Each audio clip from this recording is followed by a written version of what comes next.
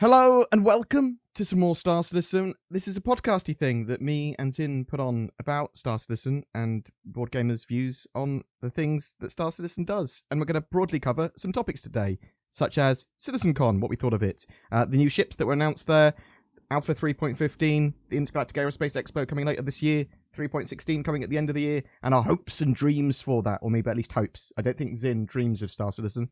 Do you, Zin? Do you have nightmares? No. Nightmares of Star Citizen? Do you wake up in a cold sweat? No. In a Mustang Alpha? No. Saying what? Why has Board forced me to fly this as a starter ship? Okay, so CitizenCon. It had some really cool stuff. I'm glad they put on something.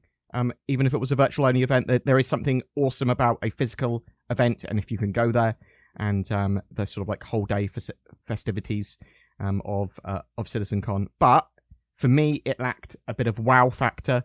There was nothing that made me go, ooh, or anything like that. It had some good stuff, some near future stuff. What did you think, Sin? What did you like anything in particular? I called it. I said it wasn't going to be that impressive. I said don't get your hopes up, and I was right. It was impressive enough. I mean, it was. Was it though? It was impressive enough. It was informative. Yeah.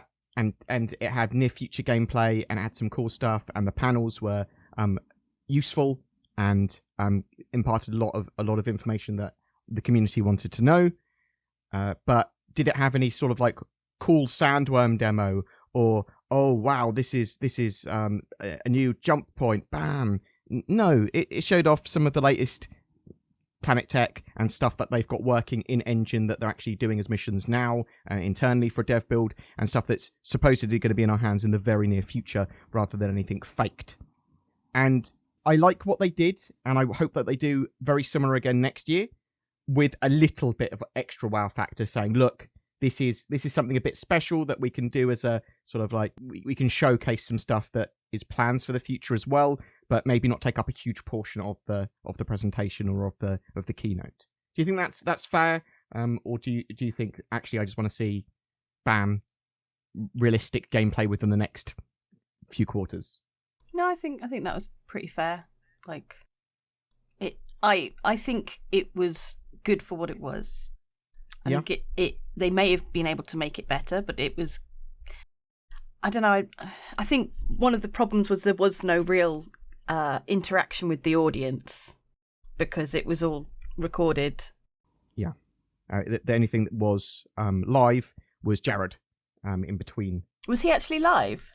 I think so. I suppose it's hard to tell, isn't it? Yeah. Because he could have been responding to anything. The thing is, no, because he was reading some comments, wasn't he? That I'm sure people were actually writing on Twitch. I'm not sure. They could have just been generic. This is what we expect them to say. Thinking about it now that you say it, conspiracy theories blazing away. What I actually would have liked to have seen that I do think that they missed out on. Nothing on Theatres of War, nothing on Squadron 42. Yeah, I really was hoping for something on Squadron 42. And we could still see something by the end of the year on Squadron, though. Yeah. As a hope. But very little Chris Roberts. 10 minutes of Chris Roberts for the whole of CitizenCon. Is that not a good thing?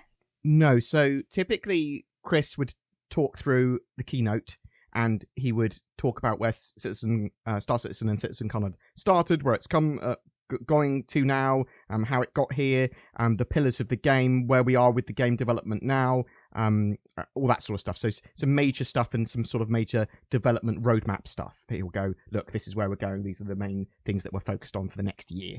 And even if it's not perfectly accurate as it evolves over time, it's still important, as I think, for him to address the audience a bit more. And we've seen less and less of Chris Roberts over the last year. I suppose over the last 2 years actually now. But I just want him to have a bit more of that interaction that he used to have. Mm. I suppose you didn't see that as much because you've only been working with me for... Yeah, well, I mean, when I've done the searches on YouTube for videos for information and stuff, I've seen there was a lot of 10 for the chairman. That used to happen quite regularly. Yeah, but the project was a bit smaller and it was integral that he got involved with the community. He did. But it feels like that they've come from that stage of being this community-driven project, and they still are, but they're now much more becoming a publisher, and they're becoming a bit more corporate. And I don't like too much corporate. A bit of structure is necessary. Otherwise, you just have chaos. And the project pre-2016 suffered from a lot of inefficiency and a bit of chaos. So it did need a bit of structure. It needs a bit of corporate. It needs to make money. And it needs to be healthy. But I do want that interaction that Chris used to bring. And I feel like some of that's been lost. Was anything in particular, any particular presentation you liked there? Nothing that really spoke to me, really. Okay. It was all very interesting. I like to hear. It was nice to hear, rather than like with Inside Star Citizen, they'll be like, this is what we're doing and this is how we're going about it. It was more of a, this is what we're doing and how we go about it, like more in the background. Yeah, it was show, tell, and this is the practical use of it. And this is our workflow sort of thing, almost. Yeah, pipeline. Yeah. What about the ships that were shown? 400i, it's real? Yeah, it's quite pretty. I'm not a massive fan of it, but it probably has a use for people. So that's actually a piece of contention in the community at the moment. 400i, not as effective as a lot of other ships. People are like, well, why would I want the 400i? And it's sort of like in this weird jack of all trades multi-role ship, but not as good as any other ship. And it only has 42 SCU of cargo, and other ships of a similar sort of size have twice that in cargo space. So there's a lot of polarization with the ship. And I think people are just forgetting that it's supposed to be a luxury exploration ship, and we don't really have the exploration mechanics in game at the moment. Yeah, it seems a bit odd. Why would you introduce another ship that cannot be used? Well, it can be used, but it can only be used for part of its role. So it's going to look to, when you look at other multi-role ships, you go, well, they're all better. I mean, I'm not a massive fan of the 400i. I'm not going to own one personally. I've got a Mercury Star Runner. I love it. Yeah. I don't think the 400i is going to be winning any awards. But I think some people like it. It suits the purpose. It's supposed to be a bit of a smaller, effectively smaller constellation, focused on exploration. And yeah, it's cool. What about that Liberator? What do you think about that concept ship? Interesting. It's like a it's like a tiny Kraken. That's a bit of an understatement. Yeah, it's like a small Kraken. That's probably quite reasonable. Because I was contemplating, like, what's the use of it? You know, why would you use something like that? People can just fly the ships, but obviously with flying the ships, you're then using fuel. Whereas this basically has the ships ready, fully equipped to just go, like, and not have to do any long travels. So it has two purposes for me. It acts as a carrier, so you can literally launch the ships and vehicles out of it. You can drop troops on the ground. It's got room for 16 jump troops. It's got room for vehicles and small ships, and obviously you can do some level of service to those ships, I believe, while it's on board. I'm not sure what level. So you can operate it as this sort of like landing craft, land on planets, bam, bam, bam, get your troops out. It's an assault craft. Then you can also operate it as a mini carrier. A lot of smaller orgs are going to be using this as a centerpiece to their fleet. But also if you want to transport ships across the verse, if you want to transport vehicles and ships, and you were like, well, I want to buy and sell them. Oh yeah, that's a good point. Yeah. Yeah, and as you said, it's going to be a lot more efficient and expand the range of these shorter range ships. Does it make the Hercules C2 and M2 more pointless? Because it also has a huge amount of cargo space. So there's a lot of contention about that as well, going, well, Hercules C2 and M2, they're not useful now. Why wouldn't I go for this landing ship? We don't know until it's in our hands. Obviously, the Hercules has a lot more armour. I expect more armour and more direct fire, and is smaller and more sort of focused at a particular thing. I much prefer the Liberator now. I think the Liberator's fantastic. I love the look of it. Really? I love it. I'm very much more into my World War II sort of styled things. I suppose so. And I just love it. It looks like a landing craft. It sort of almost is a landing craft, but now it's in space as well. And it just has so much utility for dropping off ground troops, for cargo, for ground vehicles, and for small ships. I just love it. I mean, I'm going to prefer the Kraken as a carrier, and I'm probably going to prefer the Hercules M2 as some way to drop off my tanks. But I don't know. Or maybe I will get a Liberator instead. Maybe I will change my M2 into a Liberator. I don't know. We'll see. You're not a fan? No. No, not really. Why you no love? Because I don't. So Zin has no love for the Liberator. She hates the Liberator. She's a Liberator hater. I don't hate it. I prefer the Hercules.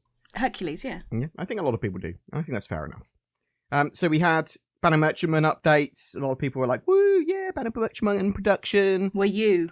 So I have Banner Merchantman.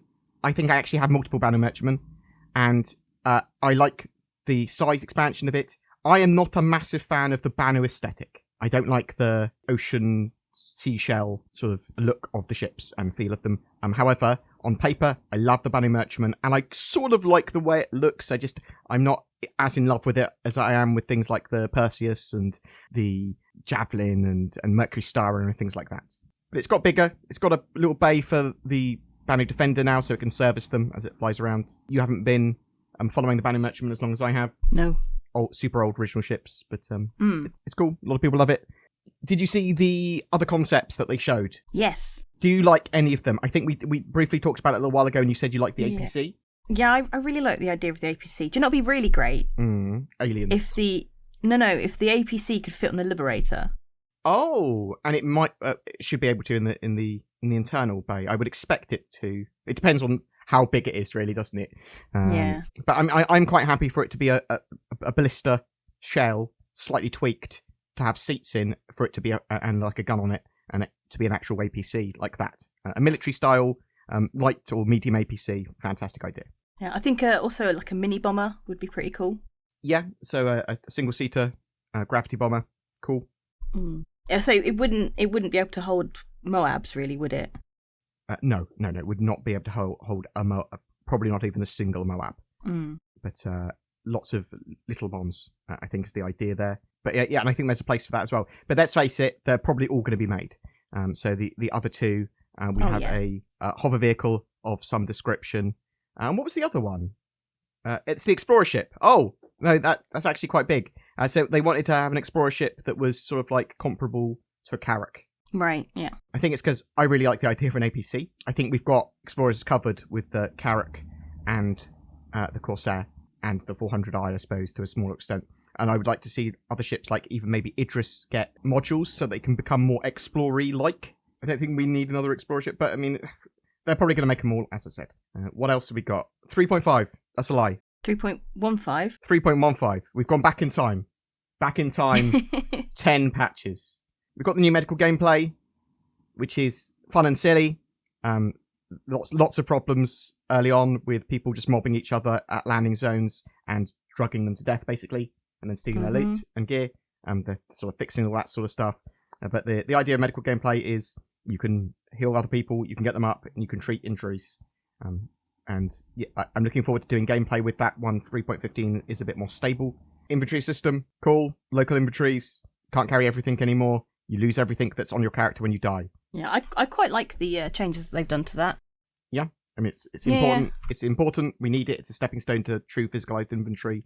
I think a lot of people don't like the fact that they lose their inventories when they die and they can't get back their items properly at the moment. So it's not a permanent thing. If you lose your golden armor or something special, you will be able to get it back next patch or if you reset your account. But they are working out a way that you can get it back in game, like through a shop or insurance or something. Yeah. I had problems spawning the FPS missions, which is the other major thing in 3.15 for me. So me and Zin will probably be trying that later this week, but I'm looking forward to them because that's a lot more gameplay and gameplay that I'm interested in. I suppose the more secret thing that's coming along is server crash recovery. Now, is it secret? Well, it's not secret, but it wasn't on the roadmap. It's I see what you mean. Was in the patch report, and it's not in 3.15 yet. It will be in 3.15 this week. So server crash recovery basically means they take a snapshot of your ship as you're flying it around, and if the server crashes, not if you crash as a client, but if the server crashes, they restore your ship with all of its cargo at, I believe, the nearby station or planet. Well, it'll be nearby station. Which means, if you're a cargo hauler, you do not have to worry so much. 30Ks do not affect you in the same way as they used to. And it's something that I think that we should have had in the game 2 years ago. So I do kind of feel that they're trying to take more of a stance of getting stuff in to fix issues, even if it's not going to be the way it'll be handled in the future. which is a polar opposite of what they've talked about with features recently, where they've said, actually, we're going to make sure there's more meat on the bones of future features as we build them, so that there is less iteration on them, I suppose less major reworks of them in the future. Yeah. But yeah, I see what you mean. But it's more of a quality of life, temporary fixes. Yeah. That's the way I see it. Yeah, for sure. And this is stuff that's already in the game, I suppose. This isn't a feature that they're adding. The cargo hauling's been in there for ages. They just need to make it more reliable so people don't smash their heads against a table. Yeah. So I think that's fair enough. Server crash recovery, super important. Probably my favourite feature of 3.15, assuming it works as intended, because it might actually breathe life back into cargo. Intergalactic Aerospace Expo. Expectations in. New ship. Another one, GIF, please. So probably mobile refinery ship is what I'm thinking. Yeah, because they did tease that, didn't they? They but did. Not yet. Yeah, they did tease it. A blurry version of... I mean, it could have been anything. It could have been anything. It was very blurry. Not even Magic Eye blurry. It was like, I didn't know what was going on there. We can expect a free fly event. We can expect an expo at Crusader Horizon, where you can go there every day to see different ships and rent them for free. TriStar sets them for free, typically around a 2-week period. And I'm expecting more than just one ship there. I'm expecting some variants, maybe a big ship, maybe some ground vehicles. And it doesn't have to be like whole new ones. It would just be variants of things. That's my expectation beyond that mobile refinery. Where do you think they're going to hold it at Crusaders? Are they going to have a new place? They could have a new platform. They could have its own platform. Yeah, I suppose. And then just have the tram go there. The tram. You know, the shuttles. The floaty shuttle boys. They're basically a tram. It's just, they're not. They don't have visible rails. They work better than the trams They at do. New Babbage. They don't have to worry about collision, I suppose, is what that is. Not yet. Okay, so that's at end of November. It's the biggest financial event of the year for Cloud Imperium. It's one of the biggest events of the year in general for the public. I'm hoping that it is a bit more than just an expo and trying out ships. I'm hoping that there is a bit more of an event going on. I'm hoping that the UE Navy are flying around, or there's tours of something interesting. Oh, give Bengal Carrier again. The Bengal Carrier going around was cool. The Javelin tour was cool. And even if they just bring those back, yeah, awesome. But I'm hoping there's something a bit more. Yeah. Otherwise, it feels sort of like a bit flat for players to try. But, I mean, it will be 3.15.1 most likely will come out at the same time, which should have the Ares and the Redeemer. Yeah, they'll probably be the new ships that'll come with the IAE. Yeah, but they're not new. They're supposed to be in 3.15. I feel that, yeah, maybe you're right. I'm hoping that we see mobile refinery ship and maybe a variant of a vehicle. And some people are saying, well, what about an Anvil Longbow? What about this capital ship? Maybe a capital ship. Who knows? What about pushing to the end of the year now? 3.16. I say pushing towards the end of the year. It's not that far away. In about 2 months, I'm expecting 3.16 to be in our hands. Are you sure? Yeah, so it's typically mid to late December before Cloud Imperium break for Christmas and New Year. Mm. So they don't finish at the very, very, very end of December. It's sort of like mid to late. And maybe we won't have a 3.16 live. Maybe it will be open PTU, but that will be the target. That will be an open PTU for the end of the year. And as you say, I'm not sure. It feels like they've been a bit late this year. They have. But they always are, Sin. They're always late with stuff. It's rare that they're on time. But 3.16's got a load of... We're not entirely sure what's going on with its roadmap, okay? So there's stuff on the roadmap like salvage. And it wouldn't be ship-based salvage. It would be hand salvage. So stripping hulls of ships with a multi-tool or dedicated salvage tool that you use by hand, filling up canisters, and then using that to also repair. But you'd sell these canisters, bam. Very, very basic. Not like the Vulture, stripping hulls on a larger scale or anything like that. Not salvage for the Reclaimer. That's sort of ship salvage, or at least some of that ship salvage. That's next year. That's what they've said. Mm. But we don't know if salvage is definitely going to be in 3.16. We don't know if anything's going to definitely be in 3.16 for that matter. There's things like the Hull C that might be there. People are super excited about that ship. I've been waiting for it for years. There's physicalized components in the shape of new shield emitters, which if you destroy a shield emitter, which is on the outside of a ship, well, that face of that ship doesn't actually have an emitter anymore, so it can't produce a shield. Yeah, I know. That's something to aim at, and go. Actually, I want to destroy the shield emitter on a large ship. And when you're taking out capital ships, that might be something you go for. You also have laser trip mines, which will be added to points of interest to make them, more dangerous and interesting. There's M50 engine modularity, so changing the engine out for another engine, probably at Cousin Crow's Custom Craft, because we saw the M50 hovering there. Yeah. So I'm assuming that you'll be able to do it there. Something that's actually pretty useful is elevator and lift dynamic alignment.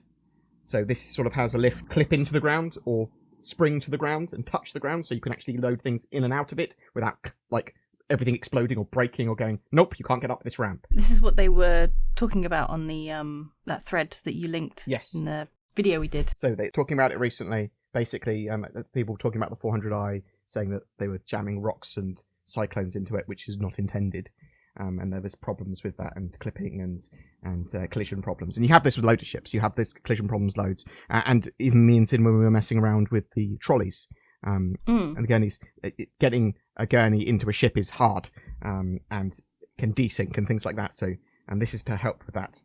The server did 30k as we were trying to do that. So. Admittedly, there were other problems going on there as well. But I think a couple of things they've talked about here that are really exciting to me that we might see in 3.16 are selling of lootables, FPS gear, so we can loot other people's bodies. We can go to server security post Korea and kill all the NPCs there, take all their gear, put it in our ships, flog it. That's reasons to do all of that ground-based stuff. The dynamic universe stuff that Tony Zovic talked about, he basically said, look, 3.16, there is going to be some implementation of the dynamic universe sim and Quanta. So encounters and combat beacons are going to be at least partially controlled. Well, combat service beacons are going to be entirely controlled, but encounters and combat beacons are going to be controlled by the dynamic universe sim stuff. And the economy, some of the prices are going to be dynamic with repair costs and the actual repair fuel stuff, whatever it's called, the repair material, and plasma and quantum fuel. So that's the start of Quantum and the start of the server tracking NPCs and encounters and probability volumes and what NPCs are being attacked where, and do you get a combat assist for that in the game. And that's going to lead to a huge amount more stuff. 3.16 looking to be a lot more like a dynamic economy patch. Yeah, very excited for that, if it is going to be that. That would be great. A lot of that stuff might not happen. I mean, basically, selling and dynamic universe stuff was talked about recently, and they're like, this is what is planned to be in 3.16. And also, it sounds like they're trying to get Jumptown version 2 in 3.16 as well, which is basically, if anyone remembers Jumptown, this was an outpost where you could go and buy Widow and basic drugs and then sell it for a very high profit. But the location wasn't directly marked on your map, so you had to sort of know where it was. And then it was a huge point of contention and friction that people would lock it down, people would try and kill other people there. It was really great gameplay. It was a focal point for servers to get together and do things at. But the Jumptown version 2 variant is outposts sort of will suddenly say, we are producing this good for free.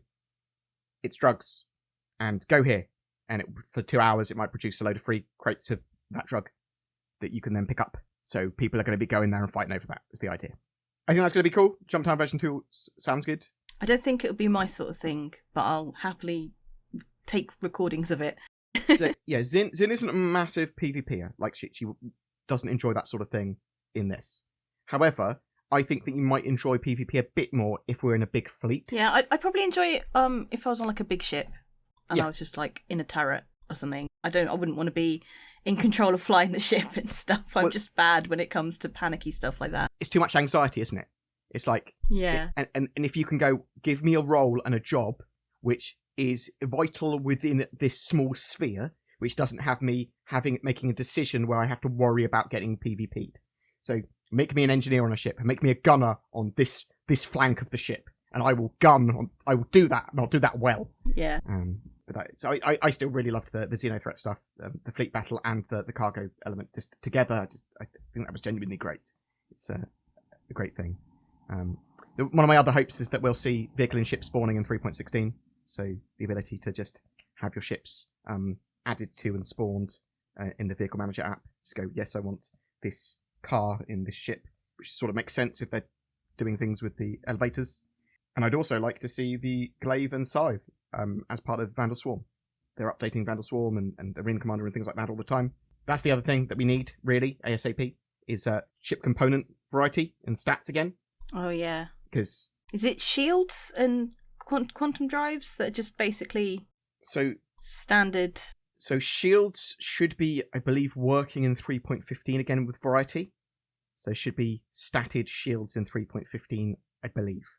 But it's lots of the other components aren't probably balanced yet. And it might not be all shields in 3.15 by the time it goes live. But we need all the components to have variety again, rather than some of them to be standardized. And it's just power plants and coolers and stuff being standardized is a bit anything being standardized and not especially if they're going to start having ship not modularity, but like customization and stuff. You can't just have things standard, because what's the point? You'll just buy the one thing because that's the same as everything else. What's the point in customizing my ship if it does no purpose whatsoever?